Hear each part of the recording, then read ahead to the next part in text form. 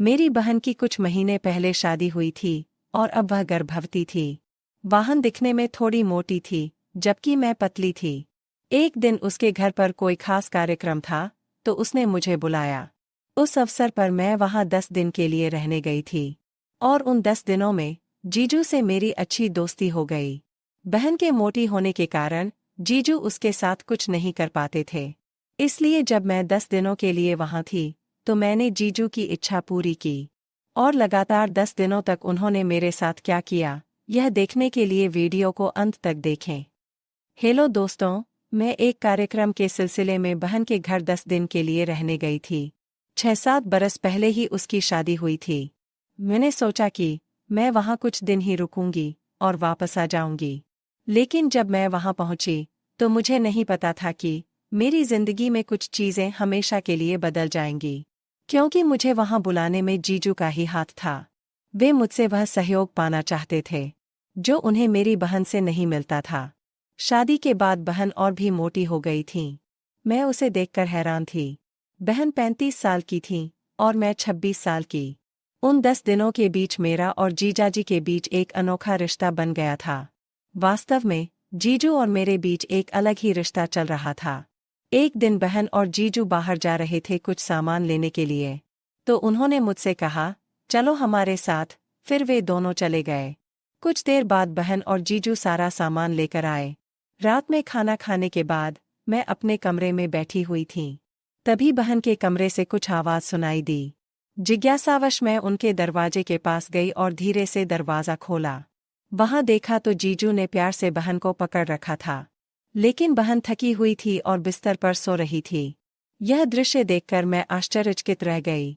लेकिन मुझे अपने जीजू पर तरस आ रहा था। जिस चीज के लिए पुरुष शादी करते हैं, वही चीज जीजू को बहन से नहीं मिल रही थी। थोड़ी देर बाद मैं वहां से चली गई। जब मैं निकली, तो मैं जीजू के ख्यालों में खोई हुई थी। इसलिए मैंने धीरे से एक बार फिर दरवाजे से अंदर देखा। जब मैं वहां पहुंची, तो जीजू उदास बैठे थे और बहन गहरी नींद में सो रही थी। उस समय जीजू की आंखों में कुछ कमी थी और बहन गहरी नींद में सो रही थी।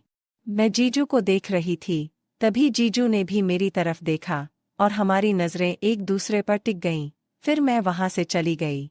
सुबह उठकर सब लोग नाश्ते के लिए इकट्ठे हुए। जीजू और मैं चिपक के बैठे थे। मैं बहन का मजाक उड़ाने के लिए जीजू के पास बैठ गई। मेरे इतने करीब बैठकर बहन को जरा भी जलन नहीं हुई, बल्कि वो मुझे और जीजू को नजरअंदाज करके चली गई। उस मजाक के वक्त मैं जीजू के बिल्कुल करीब बैठी थी। मुझे कुछ पता नहीं था, लेकिन जीजू के मन में कुछ और ही बातें चल रही थीं। मैंने जीजू की तरफ देखा, तो उन्होंने मुझे घूर कर देखा। तो मैं थोड़ा डर गई और एक तरफ हट गई। फिर हम दोनों नाश्ता करने लगे। फिर जीजू बोले, पति पत्नी के कमरे में ताक-झांक करना बिल्कुल भी उचित नहीं है। तो मैंने जीजू से कहा, मुझे आपके कमरे से कुछ आवाज आ रही थी। इससे मैं थोड़ा डर गई, इसलिए देखने के लिए वह आ गई थी।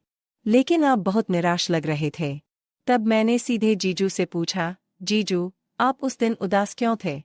जीजू ने जवाब दिया, आप जानते हैं कि मैं उस दिन क्या चाहता था। लेकिन तुम्हारी बहन इतनी अनरोमांटिक है कि मैं पिछले 7 महीने से ऐसा ही हूँ। जब मैंने उसे पहली बार देखा, तो वह बहुत अच्छी थी, सुंदर थी।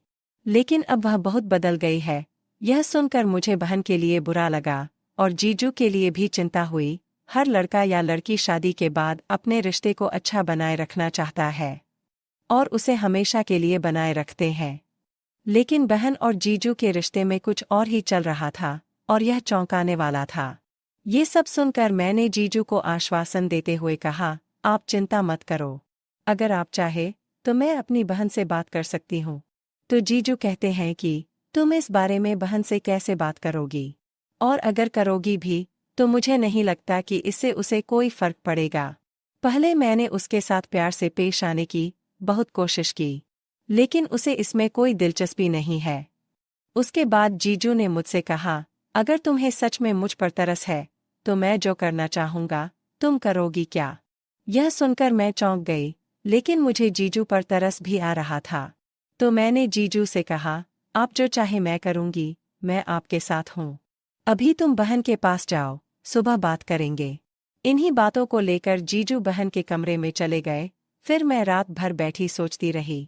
मेरे दिमाग में ख्याल आने लगे थे, क्योंकि बहन और जीजू के रिश्ते में सब कुछ गड़बड़ होने लगा था। पूरी रात मेरे दिमाग में यही चलता रहा।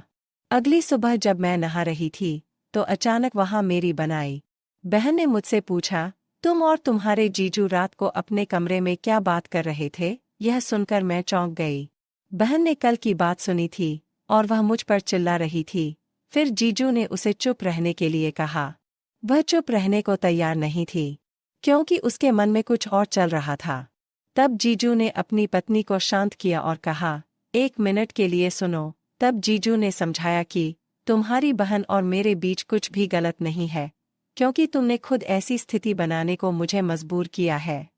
जब मैं तुम्हारे पास प्यार लेकर आता हूँ, तो तुम मुझे कोई प्रतिक्रिया नहीं देती हो। इसके लिए तुम ही जिम्मेदार हो। ये सब बातें सुनने के बाद जीजू ने कहा, ऐसा कुछ नहीं है जैसा तुम सोच रही हो। मैंने पहले ही साक्षी को फोन कर दिया था। मैंने ही उसे छुट्टियों के लिए यहाँ बुलाया था, क्योंकि मुझे लगा था कि तुम ऐसा ही करोगी। फिर कुछ दिन बाद बहन ने खुद ही वजन कम करने की कोशिश शुरू कर दी और जीजू को पर्याप्त समय देने लगी। 3-4 महीने बाद बहन और जीजू ने मुझे फिर बुलाया। उस समय बहन और जीजू के चेहरे पर एक विशेष भाव था। एक दूसरे के प्रति उनका प्यार देखकर मुझे बहुत खुशी हुई। पति पत्नी के रिश्ते में प्यार बरकरार रखने के लिए एक दूसरे को समय देना बहुत जरूरी है। रिश्तों में बातचीत और एक दूसरे को समय देना बेहद जरूरी है, क्योंकि इससे प्यार की भावना पैदा होती है और रिश्ता मजबूत होता है। दोस्तों, इसी तरह की कहानियाँ देखने के लिए अभी हमारे चैनल को सब्सक्राइब करें। और अगर आपको यह कहानी पसंद आए, तो वीडियो को लाइक करना ना भूलें। मिलते हैं अगले वीडियो में, तब तक के लिए धन्यवाद।